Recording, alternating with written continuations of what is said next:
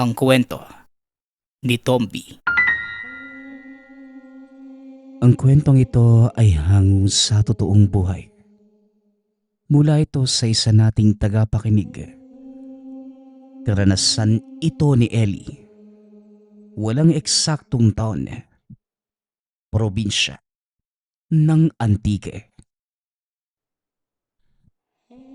Nang mga panahong ito, kasalukuyang nakaratay sa higaan ang lolo ni Ellie na si Tata Nanding.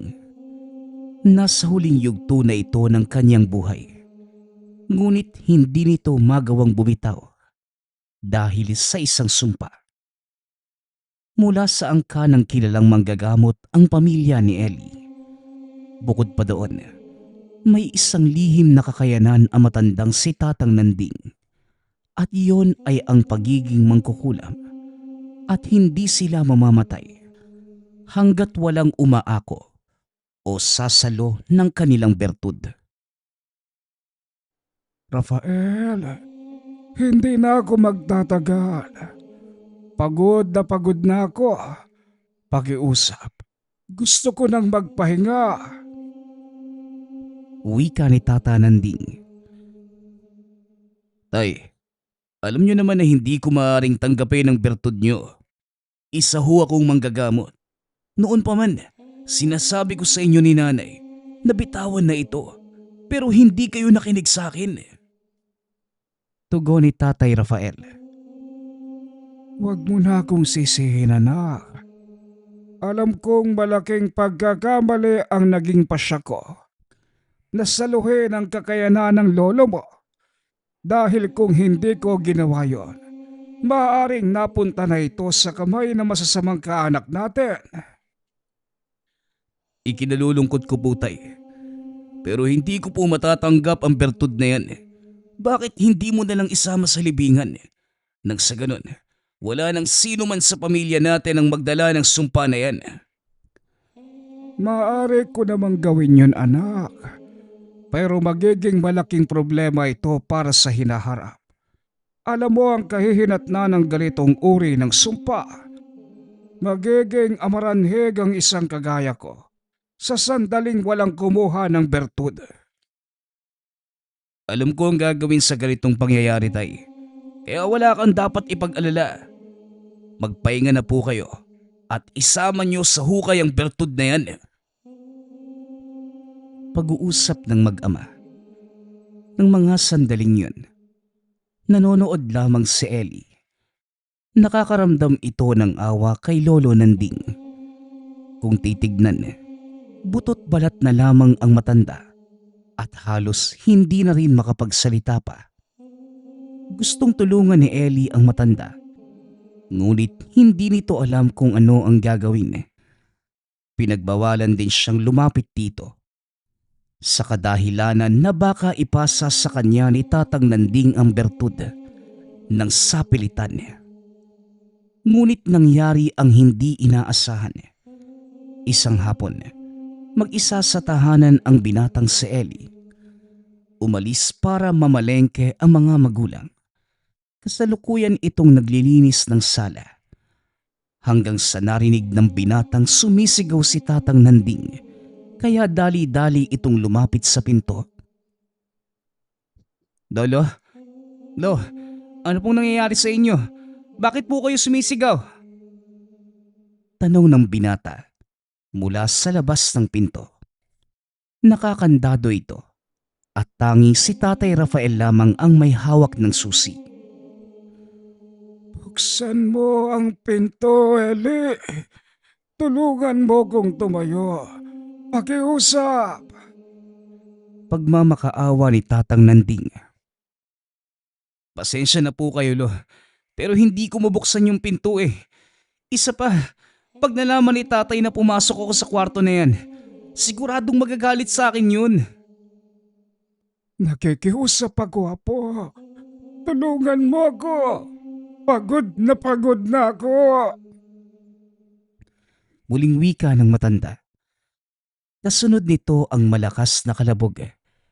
Dito na nataranta ang binata. Kaya naghanap ito ng paraan para makapasok ng silid. Naisipan nitong umakyat sa bintana upang silipin ang nangyayari sa loob. Nagulat si Ellie dahil nakadapa na sa sahigang matanda at may dugong lumalabas mula sa ulo nito. Dali-daling binuksan ni Ellie ang bintana. Walang pagdadalawang isip na pumasok sa silid. Inayos nito ng pagkakahiga ang matanda. Ngunit laking gulat ng binata dahil biglang hinawakan ni Tatang Nanding ang kanyang magkabilang pisngi. At gamit ang natitirang lakas, nagawa nitong ihiga sa sahig si Ellie. Nakapatong ang matanda sa binata habang hawak-hawak ang mukha nito. Sa pilitang pinapanganga ni Mang Nanding si Ellie at mula sa bibig ng matanda, lumabas ang isang itim na bato at direktang nahulog sa bunganga ng binata. Walang nagawa si Ellie. Pilit nitong iniluluwa ang bato. Ngunit tila may sariling buhay itong gumapang papasok sa kanyang lalamunan, papunta sa tiyan. Matapos ay biglang nanghina ang matanda. Dali-dali namang tumayo si Ellie. Sumungaw sa bintana at sinubukang iluwa ang bagay na pumapasok sa kanyang bibig. Ngunit huli na dahil nasa loob na ito ng kanyang sikmura. Napalingon si Ellie sa matanda. Nakahiga na lamang ito sa sahig. Hindi kumikilos at nang lapitan niya ito, wala nang buhay. Muling natarantas si Ellie. Kaya naman dali-dali itong lumabas ng silid sa pamamagitan ng bintana. Tumakbo ito papunta sa likod bahay. Nanatili doon ng ilang oras hanggang sa tuluyang dumating ang mga magulang. O Ellie, nasan ka bang bata ka? Pakitulungan mo nga yung nanay mo rito. Sigaw ni Tatay Rafael. Ngunit hindi sumasagot ang binata dahil hindi nito alam ang sasabihin. Nakailang ulit nang tumawag ang ama. Ngunit hindi pa din sumasagot si Ellie. Hayaan mo na. Baka nalibang sa paglilinis sa likod bahay. Kaya ko naman ang ipasok ang mga ito, mahal. Wika naman ng ina ni Ellie na si Aling Letty habang inilalapag sa mesa ang mga pinamili. Ay nako, yung batang yan talaga. Kapag naaaliw sa ginagawa parang nabibingi. O siya, titignan ko lang muna si tatay sa kanyang silid. Pag-uusap ng mag-asawa hanggang sa binuksan ni Tatay Rafael ang pinto. Nagulat ito nang makita ang amang nakahandusay sa sahig. Dali-dali itong nilapitan ni Tatay Rafael. Nakita ang dugo mula sa noo. Sinubukan pa nitong gisingin ang ama. Ngunit nang hawakan nito ang kamay na matanda, naramdaman niya na wala na itong buhay. Lumabas ng silid si Rafael upang ibalita kay Nanay Letty ang nangyari. Maya-maya lamang ay pumasok na si Ellie. Anak, Ellie, wala na ang lolo Nanding mo. Sa wakas, makakapagpahinga na siya. Wika ni Tatay Rafael. Nanlaki ang mga mata ni Ellie dahil alam niyang buhay pa ito nang iwanan sa silid. Hindi pa din nagpapahalata ang binata na may nangyaring kakaiba na mga sandaling yun nang wala sa bahay ang mga magulang. Alam ni Ellie na mapapagalitan lamang siya ng ama kung sakaling malaman ito na pumasok siya sa silid ng matanda. Paano niyo pong nasabi yun, Tay? Kanina lang, nadidinig ko pa po siyang nagsasalita. Wika ni Ellie. Pilit nitong pinagtatakpa ng nangyari para hindi mapagalitan ng ama. Galing ako sa silid niya Nadatnan kong nakahandusay na sa sahig yung lolo mo. Tugon ni Tatay Rafael. Hindi na nagsalita pa si Ellie. Alam niyang hindi naman naghihinala ang ama. Pinaayos nito ang libing na matanda Nagtipon ang mga kapatid ni Tatay Rafael. Pinag-usapan nila ang mga nangyari. Alam na mga ito na hindi bastang mamamatay ang ama dahil sa tanga nitong bertud. Alam nating lahat, Rafael, ang kalagayan ni tatay. Paano siyang namatay ng ganong kadali? Tanong ng isa sa mga kapatid na si Tia Sencia. Yan nga din yung tanong ko, ate. Alam nating lahat na matagal nang gustong ipasa ni tatay ang bertud sa atin. Pero walang tumatanggap. Dahil doon, lalo siyang nahirapan. Kaya nagtataka din ako eh. Gayon pa man, siguro dapat na lang tayong magpasalamat. Dahil sa wakas, nakapagpahinga na rin ang matandang yun. Tugon ni Tatay Rafael. Tama ka. Pero ang inaalala ko lang, baka may nangahas sa pamilya natin na kunin ang bertud ni tatay. Kaya siya nakapagpahinga. Naku ate, imposible ang bagay na yan. Walang sino man ang nakakapasok sa kwarto niya. Nakakandado yon at ako lang ang may hawak ng susi. Pag-uusap ng magkapatid. Nakikinig lamang sa usapan si Ellie. Hindi ito nagsalita. Gawa ng natatakot ang binata na baka malaman ng ama ang mga nangyari. Ngunit laking pasasalamat nito. Dahil nairaos nila ng maayos ang libing ni Tatang Nanding. Walang nakakaalam ng totoong nangyari. At sa paglipas ng halos 5 taon, nakaligtaan na lamang ito ng mag-anak. Maging si Ellie, wala ding naramdamang kakaiba na mga sandaling yun. Inisip ng binata na maaaring guni-guni lamang ang mga nangyari. Hanggang sa dumating ang isang araw.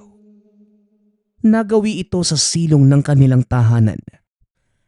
Meron doon na isang silid na pinaglalagian ni Tatang Nanding noong nabubuhay pa ito. Nagpasya ang binatang linisin ang buong kwarto upang gawing pahingahan. Nakasarado ang pintong yun. Kaya dali-daling hinanap ng binata ang susi. Maswerte namang naisabit ni Tatay Rafael sa dingding ang mga ito. Kaya isa-isa niyang sinubukan ang bawat susing mahahawakan. Hanggang sa nagtagumpay itong mabuksan ang pinto. Napakadilim sa lugar na yon. Kaya namang kinailangan niyang magdala ng sulo. Bumungad kay Ellie ang napakakapal na alikabok. Punong-puno ng agiw ang lugar at halos hindi na makilala ang mga kagamitan. Isa-isang tinatanggal ni Ellie ang takip sa mga ito. Tumambad ang mga lumang kagamitan sa panggagamot ni Tatang Nanding. Inilawan niya ito para mas makita kung ano ang nakapatong sa lamesa. Nanlaki ang mga mata ng binata dahil may mga lumang manika doon. Mga garapon at ilang maliliit na aklat na naglalaman ng mga dasal. Naupo ang binata at sa hindi malamang kadahilanan, tila nagkaroon nito ng interes sa mga nakasulat. Nakalagay doon ang ilan sa mga pamamaraan. Kung titignan ay para itong sinadya.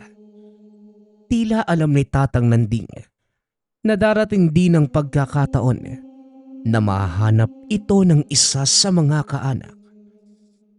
Binasa ni Ellie ang mga dasal at kung para saan ang mga ito. Muli na namang nawili ang binata hanggang sa hindi niya namalaya ng oras. Napansin na lamang nito na madilim na sa labas nang mamatay ang apoy ng dalang sulo. Pumasok ito ng tahanan. Ni hindi man lamang napansin ni Tatay Rafael ang binata dahil abala ito sa pagbabasa ng dyaryo. Ng mga sumunod pang araw, tuloy pa din ang binata sa pag-aaral na mga iniwan ni Tatang Nanding. Hanggang sa naisipan itong subukan ang isa sa mga dasal. At dahil hindi naman ito nakikisali sa mga gamutan, walang kaalam-alam si Ellie kung alin ang ginagamit sa kabutihan at alin ang sa kasamaan. Dinala ng binata ang isa sa mga libreta. Ang nakasulat dito ay pangdepensa. Ngunit lingid sa kaalaman ni Ellie na ito na pala ang simula ng pagbabago sa kanyang buhay. Nang mga sandaling ito, nag-aaral na sa kolehiyo si Ellie at dahil hindi namang kalakihan ang pangangatawan, madalas itong napagdidiskitahan ng ibang estudyante o hindi naman kaya mga kabataan na nakatambay sa labas ng paaralan. Nagkataong pauwi na ang binata nang harangin ito ng iba pang kabataan. Kagaya ng palagi nilang ginagawa, pinaglalaruan ng mga ito ang gamit ni Ellie. Ngunit hindi naman lumalaban ang binata dahil sa takot na pagalitan ito ng mga magulang. Ngunit sa pagkakataong yun, nagpasya ang binatang subukan ang kaalamang natutunan. Nagawa nitong makakuha ng hibla ng buhok mula sa isa sa mga kabataan. Nang iwan siya ng mga ito, dali-daling umuwi si Ellie. Dumiretso ang binata sa silong ng bahay. Doong ginawa ang ritual. Binasa nitong mabuti ang mga nakasaad sa libreta. Nilagay ang hibla ng buhok sa ulo ng manika at inusala mga dasal na nakapaloob sa maliit na aklat. Sabay ihip doon. Dahil subok lang naman ang gagawin ni Ellie, tinusok niya ng maliit na karayom ang kanang binti ng manika.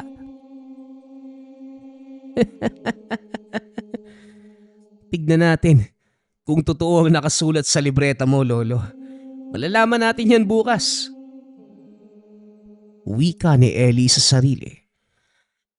Kinabukasan, pagpasok nito sa paaralan, muli niyang nakita ang mga kabataan.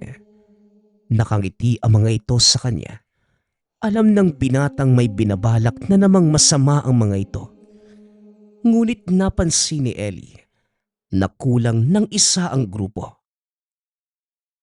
Oh, nasa na kaya yung nasa bunutan ko kahapon? Tanong ni Ellie habang papasok sa eskwelahan. Kinahapunan, sinadya nitong dumaan sa kinaroroonan ng mga kabataan. Tumayo ang isa sa mga ito at hinila ang kwelyo ng damit ni Ellie. Aba, mukhang masaya ka ngayon ah. Siguro, malaki yung bigay sa'yo ng tatay mo, no? Amin na, nagugutom na kami. Wika ng matabang binata na tawagin na lang natin sa pangalang Makoy. Uy, sandali lang. Bakit parang kulang yata kayo? Nasaan na yung isa? Yung mahaba yung buhok? Tanong ni Ellie. Ano mong pakialam mo? Amin na yung pera mo kung ayaw mo masaktan. Ito naman, masyadong mainit yung ulo. Sabihin mo muna sa akin kung nasa na yung isa sa inyong kasama. Ba talaga naman? Nasa bahay nila. Namamaga yung kanang binti. Parang tinubuan ng pigsa eh. Nakakadiri nga. May mga nana pa. Ah, ganun ba? O eto ang pera nyo. Sige ha, mauuna na ako. Pag-uusap ng dalawa. Nagtataka naman ang mga kabataan dahil hindi man lamang nanlaban si Ellie. Kusa pa nitong ibinigay ang kanyang pera at pasipol-sipol pa itong pauwi ng tahanan. Sa isip-isip naman ng binata, mukhang gumana ang kanyang ginawa. Kaya naman para mas makagante, isa-isa nitong kinulam ang mga kabataan. Ng mga sumunod na araw, nagtataka na si Mang Rafael dahil palagi nang nagkukulong ang anak sa silong. Halos hindi na din niya ito nakikitang lumalabas, kaya naman sinilip nito ang ginagawa ng anak. Nagkataon namang nakatulog ang binata sa maliit na papag. Kaya naisip ng ama na nagpapahinga lamang ito. Ngunit nagpatuloy lamang sa ginagawa si Ellie hanggang sa tila hinahanap na ito ng kanyang katawan. Hindi mapakali sa tuwing hindi siya nakakakulam. Kaya kahit mga inosenteng kaklase, pinagdidiskitahanan nito hanggang sa isang araw. May pumunta sa kanilang tahanan para magpagamot sa ama. Kaklase ni Ellie ang pasyente. Alam niyang malalaman ni Mang Rafael na siya ang may gawa. Kaya bago pa man makapagsimula ang ama, dali-dali itong bumaba ng silong upang kalasin ang ginawang ritual. Matapos ay bumalik ang binata sa loob ng bahay na tila walang nangyari at pasimpleng kinausap ang kaklase. Nagkunwari pa itong walang kinalaman sa mga nangyayari. Nagtataka rin si Tatay Rafael dahil nang suriin niya ang pasyente, wala naman itong kahit anong sakit.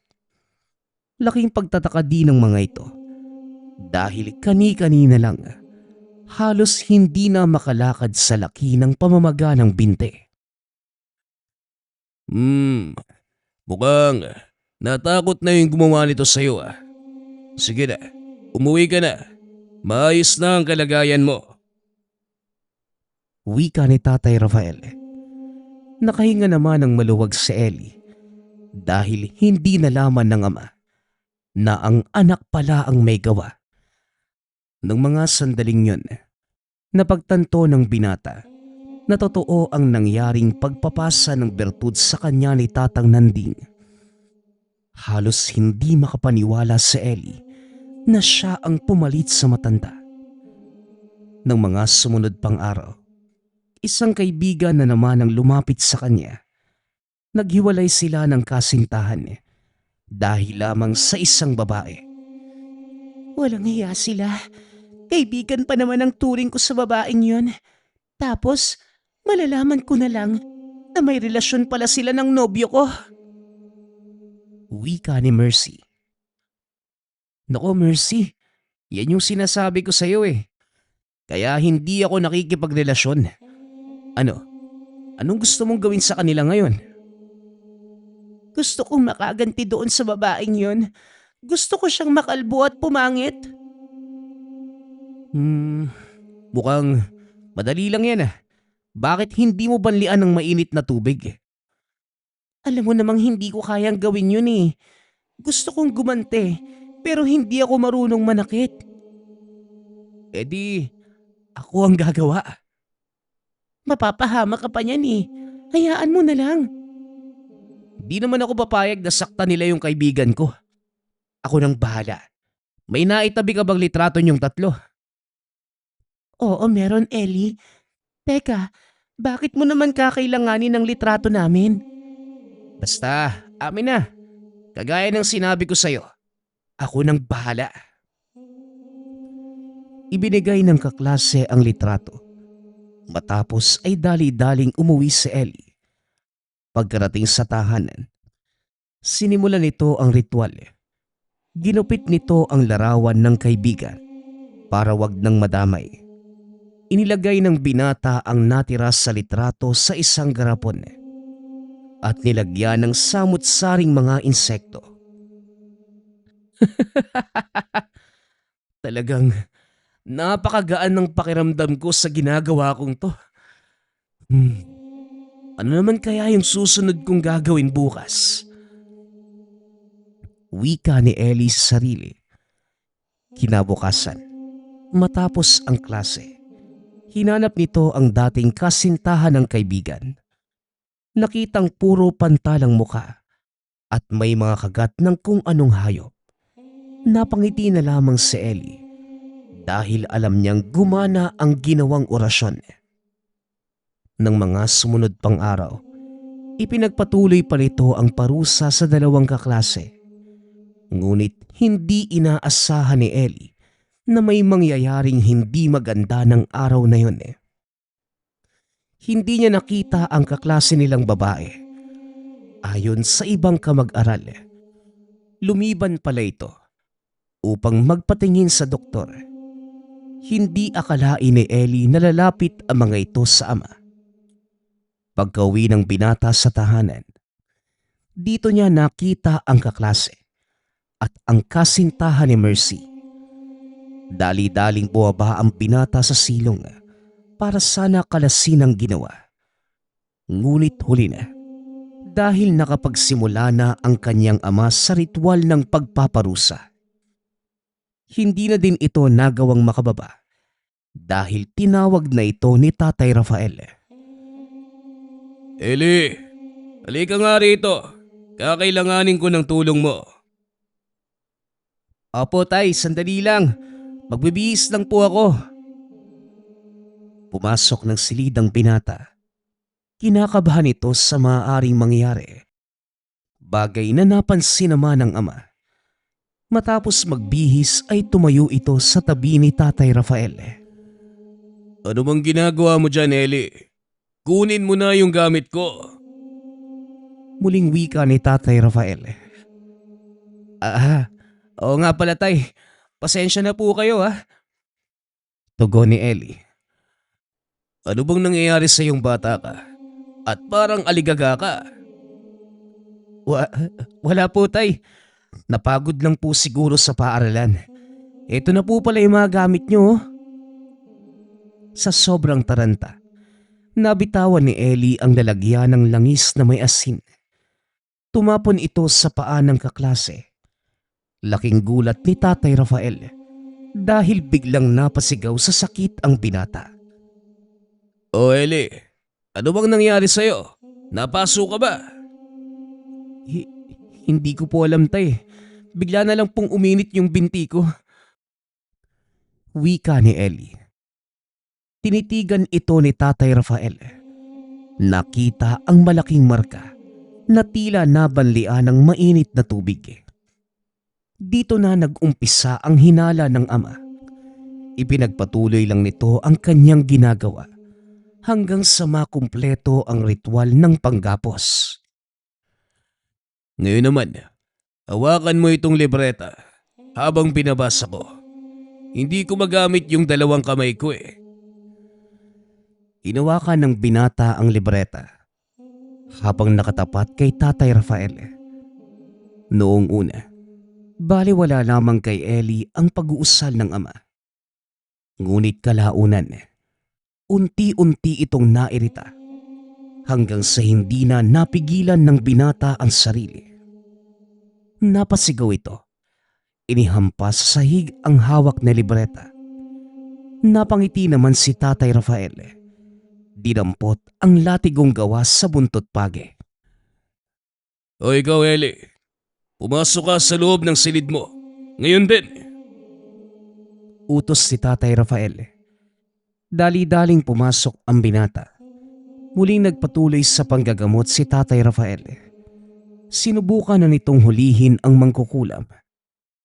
At sa bawat salitang binibitawan ng ama, nararamdaman ni Eli na tila hinihila ang kaluluwa nito palabas ng kanyang katawan.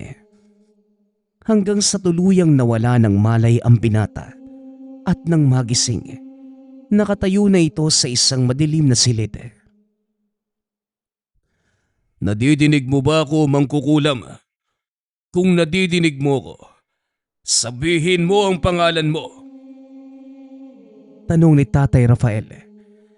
Nanlaki ang mga mata ng binata dahil alam nitong nagawa na siyang hulihin ng ama. Pasensya ka na, pero hindi ko sasabihin ang pangalan ko sa'yo. Wika ni Eli. Matigas ka pala. Hinahamon mo talaga ako, ano? Tugon ni Tatay Rafael.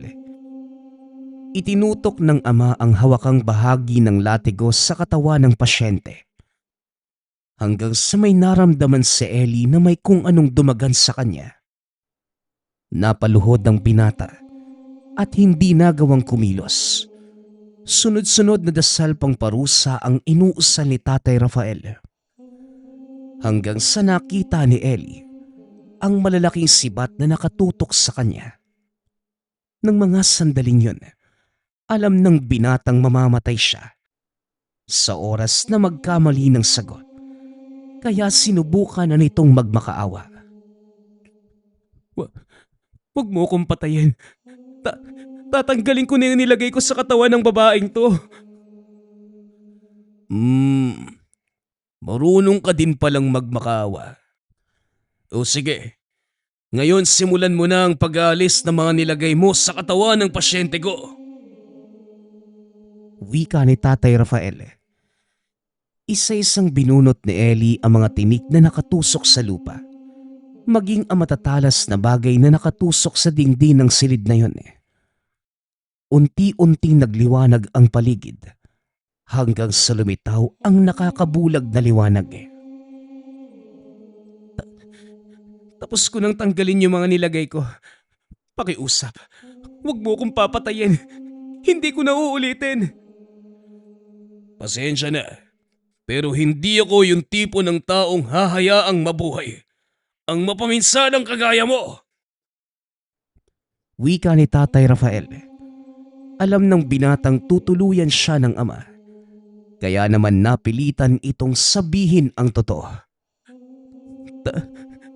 Tay, ako po ito. Ako po ang anak niyo, si Ellie. Pakiusap, itigil niyo po yan. Wika ni Ellie. Nanlaki ang mga mata ni Tatay Rafael nang madinig ang sinabi ng anak. Halos hindi ito makapaniwalang naging mangkukulam si Ellie. Ngunit simula pa lamang ng gamutan, may hinala na itong may kakaiba sa kinikilos ng anak. Sinasabi ko na nga ba eh. Dali-daling kinalas ni Tatay Rafael ang tigalpo at muling nagkamalay ang binata. Nagising ito na nasa loob na siya ng sariling silid. Biglang bumukas ang pinto. Kagad siyang hinila ni Tatay Rafael sa kwelyo ng damit. Ellie, alam mo ba kung anong ginagawa mo? Inilalagay mo sa kahihiyan ng pamilya natin. Isa akong manggagamot at may anak akong mangkukulam. Ano na lang ang sasabihin ng mga tao sa atin? Saan mo nakuha ang kakayanang yan? Wika ni Tatay Rafael. Patawarin niyo po ako, Tay. Pero nang araw pong mamatay si Lolo Nanding, ako po yung solo ng bertod niya. Anong sinabi mo? Totoo po yung sinabi ko, Tay. Patawarin niyo po ako kung sinuway ko kayo. Hindi ko alam kung ano ang kahangalang pumasok sa utak mo at nagawa mo yung bagay na ipinagbabawal ko. Gayunpaman, wala na ako magagawa. Anak kita, kaya hindi kita maaaring patayin. Diyan ka lang at tatapusin ko muna ang gamutan. Magpasalamat ka. Walang malay ang pasyente at nasa labas ang mga kaanak niya. Wika ni Tatay Rafael. Matapos gamutin ng ama ang pasyente, gumawa naman ito ng paraan upang ipasuka kay Ellie ang bertud. Tumagal ng buong gabi ang ganoong proseso. Kailangang mailabas mo yan, Ellie. Tiisin mo lang. Hindi ko na po kaya, Tay. Nanghihina na po ako. Pakiusap, itigil na po natin ito. Hindi maaari. Kailangan mong mailabas ang bertud na yan. Wika ni Tatay Rafael. Nagpatuloy ang ritual hanggang sa tuluyang mailabas ni Ellie ang bertud. Tuluyan itong nanghina ng husto, kaya nakatulog sa kanyang silid. Pagkagising ng binata, ipinakita sa kanya ng ama kung paano nitong basagin ang itim na mutya. Magpasalamat ka at hindi pa ganong kalalim ang ugat ng bertud sa pagkatao mo. At magsilbi na sanang aral sa iyo ang nangyaring ito, Ellie. Maraming salamat po, Tay. Pangako, hindi ko na po papakialaman yung mga gamit ni Lolo. Tugon ni Ellie. Matapos ang usapan ng mag-ama, isa-isang sinunog ng binata ang mga libreta ni Tatang Nanding. At dahil din sa pangyayaring yun, nagpasya si Tatay Rafael na turuang manggamot ang anak. Sa paglipas ng mga taon, tuluyan ng tinalikuran ni Ellie ang pagiging mangkukulam. Itinuon ito ang pansin sa panggagamot hanggang sa kinilala siyang mahusay sa larangan. Dumami ang parokyano ng binata na lumaganap maging sa mga karatig bayan. Hindi akalain ni Ellie na mangyayari sa kanya ang ganong bagay. Napagtanto din ito na sa oras na nagpadala ka sa kasamaan, tuluyan ka nitong lalamunin. Ang kagandahan naman sa nangyari sa kanya, tuluyang nawala ang sumpa sa kanilang pamilya. Malaki ang pasasalamat ni Tatay Rafael dahil nagwakas na ang madilim na yugto ng kanilang angkan. Nawala na ang sumpa ng itim na bertud. Ang susunod nating kwento ay mula sa isa nating tagapakinig. Walang eksaktong taon. South Cotabato. Nang mga panahong ito, namumuhay sa isang payak na pamayanan si Joram, kasama ang ina at mga kapatid. Maaga silang naulila sa ama. Nasawi ito nung sumiklab ang gera ng pamahalaan laban sa mga teroristang grupo sa lugar. Isang sundalo ang tatay ni Joram. Tatawagin na lang natin sa pangalang Ishmael. Bagaman isang Muslim, pinili nitong sumapi sa puwersa ng pamahalaan upang kahit papano ay mabigyan daan ang kapayapaan sa kanilang bayan. Dahil panganay sa magkakapatid itong si Joram, siya ang inaasahan ng ina sa paghahanap buhay. Mahina din kasi ang pangangatawan nito dahil sa iniindang karamdaman sa baga. Mabuti na lamang may sariling lupang sakahan ang mag-anak. Ito ang pinagkukunan nila ng pang-araw-araw na pangangailangan. Natutong magtanim ng mga gulay si Joram na inilalako naman sa bayan tuwing araw ng merkado. Dahil dito, nakilala ni Joram ang isang taong lubusang nakapagpabago ng buhay. Konting pagpapakilala sa ating bida. Si Joram ay isa sa mga taong hindi namulat sa usaping relihiyon. Wala itong pinaniniwala ang Diyos. Bagaman lumaki sa pamayan ng Islam, ni minsan ay hindi ito pumasok sa moske o nakinig ng mga aral mula sa banal na Quran. Maging ang Diyos ng mga Kristiyano ay hindi rin ito kinikilala. Sa makatuwid, wala itong sinasamba. Hindi rin naniniwala sa mga engkanto, aswang, at mga albularyo si Joram. Ang dahilan ng binata ay hanggat wala siyang nakikitang patunay sa mga ganitong uri ng nilalang, hindi siya maniniwala. Isinama siya ng tiyuhin sa kabilang bayan upang makigapas ng palay at dito niya nakilala si Nahum. Magsisimula pa lang ang paggapas ng mga sandaling yon nang hindi sinasadyang magapas ni Joram ang bahaging gagapasin ng grupo ni Nahum. Kagad siyang kinumpronta ng mga kasama nito. Nagkasagutan na kagad namang napansin ni Nahum. "O anong problema? Nakikidayo lang nga lang kayo eh. Naghahanap pa kayo ng away. Eh bakit ba? Ano bang nangyari?" Kagad namang pinaliwanag ni Joram ang mga nangyari. Pasensya ka na kaibigan. Nagkamali ako ng ginapas eh. Akala ko kasi ito yung ruta namin ng tiyuhin ko. Ngumiti lang si Nahum at muling nagsalita. "Ayos lang eh. Wala namang problema sa amin yun eh. Tsaka isang linya pa lang naman ang nagapas nyo. Teka, sino bang kasama mo?" Kagad nilingon ni Joram ang tiyuhin at tinuro sa kausap. Tumango na lamang ang binata at muling nagsalita. "Dalawa lang ba kayo? Alam mo, kulang din kami ng 2 tao eh. Baka gusto niyong sumama sa amin eh. Siya nga pala, ako si Nahum. Alam mo kaibigan, Mahirap makakuha ng ruta kapag kakaunti kayo. Kaya sumama na lang kayo sa amin eh. Medyo malapad tong gagapasin namin eh. Kaya siguradong sapat na magiging parte nating anim kung sakali. Kagad namang tinawag ni Joram ang tiyuhin eh. Kinausap niya ito at pumayag naman yon sa inaalok ni Nahum. Laking pasasalamat ng dalawa. Dahil nakahanap sila ng bagong kagrupo sa gapasan. Inamin din ng tiyuhin ni Joram na pagbabakasakali lamang ang pinunta nila doon. Alam mo, Jaraba, hindi ko akalaing makakagapas tayo dito. Mabuti na lang at nakilala mo ang grupong ito. May uwi tayong palay mamaya. Inabot ng hapon bago nila tuluyang matapos ang gapas. Mahigit 1 hektarya kasi ang ruta ni Nahum. Nalabis namang pinagtataka ng binata. O paano ba yan?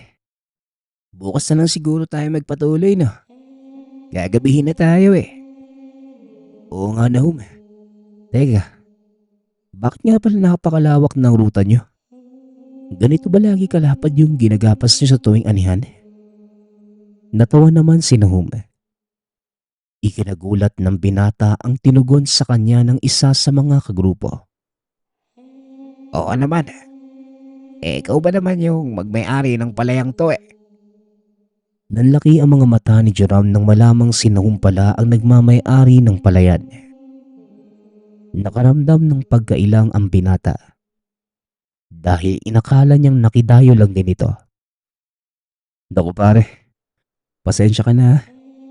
Akala ko kasi nakidayo ko lang din ang gapas dito eh. Pero teka, di ba ikaw yung may-ari ng palayan? Eh bakit naman nakikigapas ka pa? Napangiti naman si Nahum at tumugon. Alam mo kasi pare, nakasanayan ng mga magulang ko ang ganitong kaugalian eh. Kapag hindi ka nagtrabaho kahit sarili mo pang palayan, hindi ka makakakain eh. Kaya eto, nakikigapas ako. Tsaka isa pa, gusto ko din kasi yung ganitong trabaho eh. Medyo napahaba ang usapan ni Joram at ng bagong kaibigan. At halos nakalimutan na nito ang oras. Naalala na lamang niyang kailangan pa nilang umuwi sa kabilang baryo nung banggitin ito ng tiyuhin. Ngunit sa kasamaang palad, akmang paalis na sila ay bumuhos naman ng napakalakas na ulan. Naku, pag binamalas ka nga naman oh, umulan pa talaga. Eh napasarap kasi yung usapan ninyo eh. Ayan tuloy, naantala ang pag-uwi natin. Alam niyo, alanganin nang umuwi pa kayo sa kabilang baryo ngayon. Bukod sa madilim eh, madulas pa ang daan. Baka mapano kayo niyan. Mabuti pa, dito na lang kayo magpalipas ng gabi para maaga nating matapos yung pagbuwag-wag ng mga palay na kinapas natin. Mungkahi ni Nahum. Wala nang nagawa ang magtiyuhin kaya tinanggap na lamang nila ang alok ng kaibigan. Inaya sila nitong maghapunan sa mismong tahanan ng binata. Nagulat si Joram nang makita nito ang tahanan ni Nahum. Isang malaking bahay na yari sa kahoy. 2 palapag ito at ang bubong ay yari sa tisa. Nang mga panahong iyon, tanging mayayaman lamang ang maaaring magpatayo ng ganong kagandang bahay. Dahil sa pagkamangha, hindi na iwasan ni Joram ang magtanong. Teka Nahum, sa inyo tong bahay na to? Tumawa ng malakas si Nahum at tumugon. Oo naman, pinamana ng mga lolo at lola ko ang bahay na ito sa tatay nung namatay sila. Pati ang lupaing pinagtataniman namin ng palay. Lahat yun minana ng tatay ko sa lolo ko. At para talagang maniwala ka, halina kayo sa loob nang makapaghapunan na. Marahang umakyat si Joram sa hagdan papasok ng tahanan. Pagdungaw nito sa pinto, nakita niya ang isang lalaking nasa edad 50. Nilapitan ito ni Nahum at nagmano. Nilingon sila ng binata at isa-isang pinakilala. Tumayo naman ang lalaki at nagsalita. Magandang gabi. Halika kayo. Tumulay kayo at malamig dyan sa labas. Bilang respeto ay lumapit din si Joram at binati ang lalaki. Kinagagala ko po kayong makilala. Pasensya na po kung makikisilong muna kami ha. Medyo malayo pa po kasi yung uuwian namin eh. Umuulan pa. Napangiti ang lalaki at nagpakilala sa pangalang Omar. Walang problema. Ang kaibigan ng anak ko, itinuturing ko din kaibigan. Halina kayo. Lalamig na yung ulam natin. Habang nakaupo sa pagkainan, napansin ni Joram ang kakaibang kilos nito. Panay ang paling ng ulo nito habang nakatitig sa kanya. Hindi na lang ito binigyan ng pansin ng binata dahil maayos naman ang pakikitungo nito sa kanila. Sa isip-isip ni Joram, baka may kapansanan lang ang tatay ni Nahum.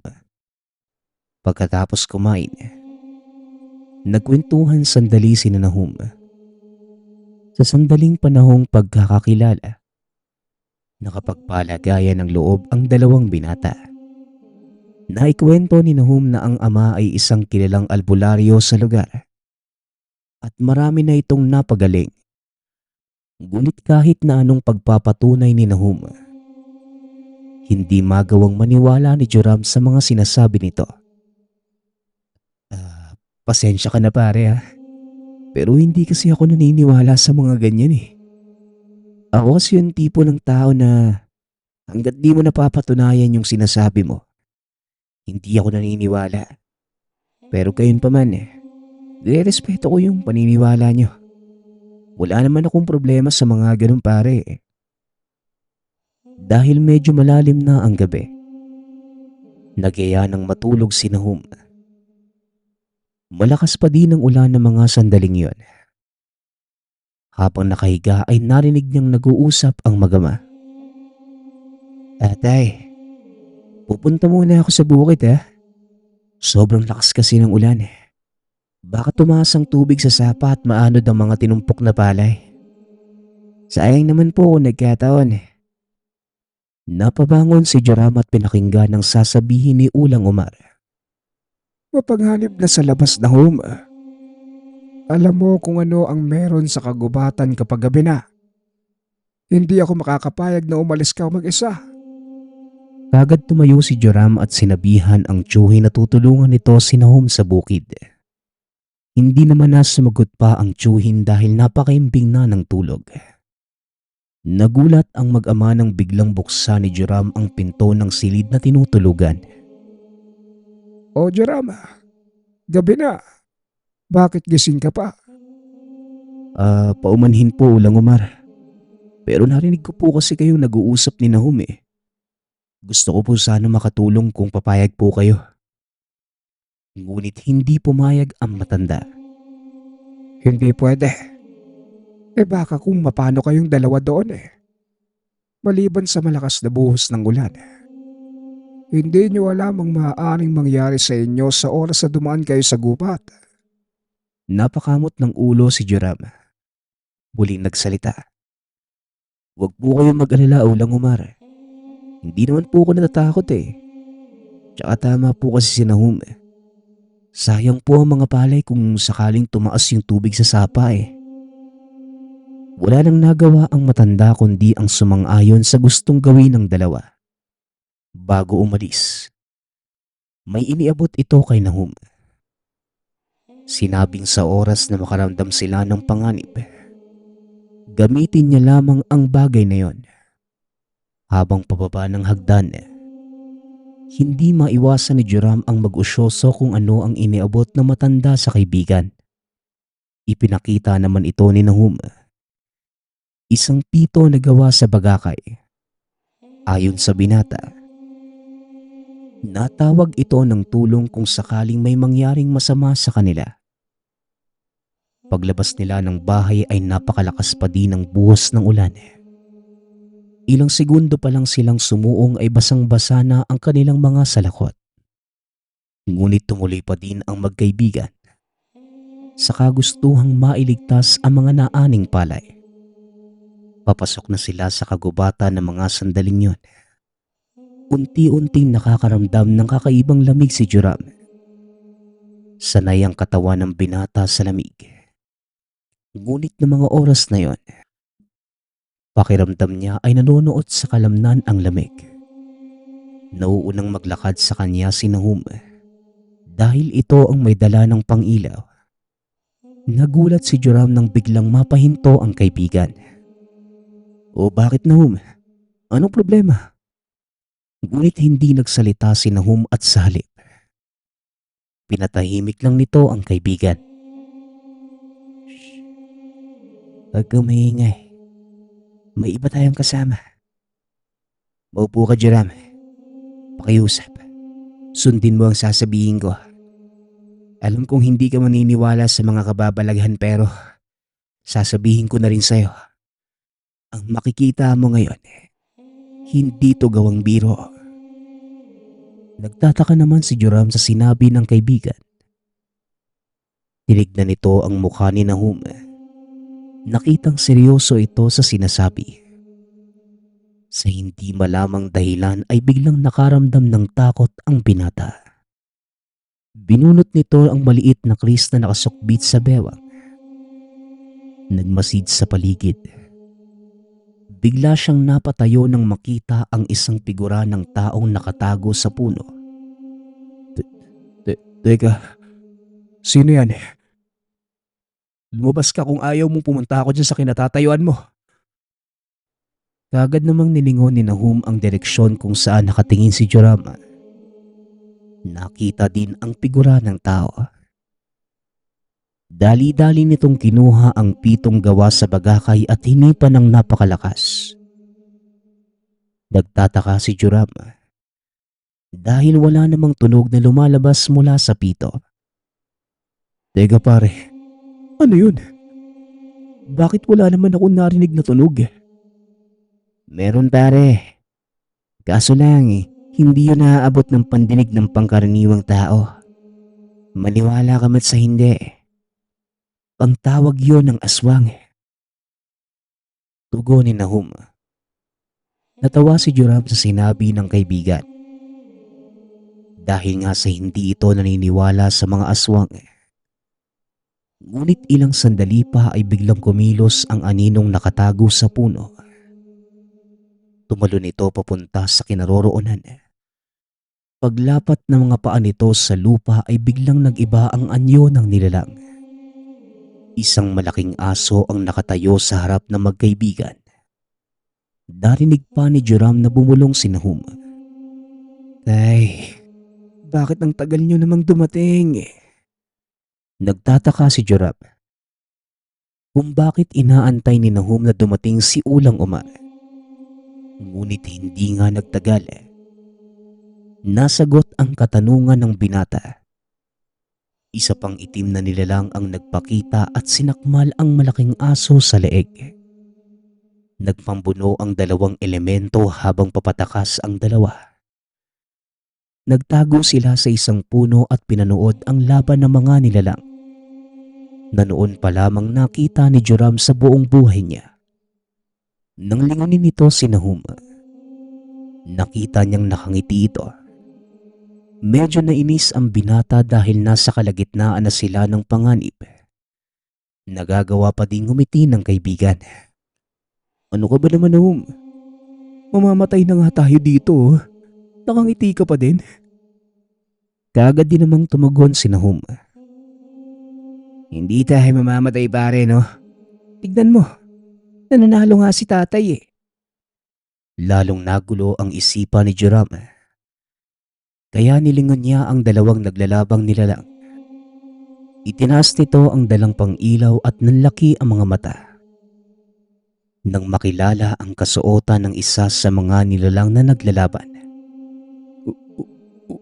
Ulang Umar? Teka, siya ba talaga yan? Bakit punong-puno ng balahibo yung katawan ng tatay mo, Nahum? Sa naaalala ko sa sinabi mo sa akin, kilalang albularyo si Ulang Umar, di ba?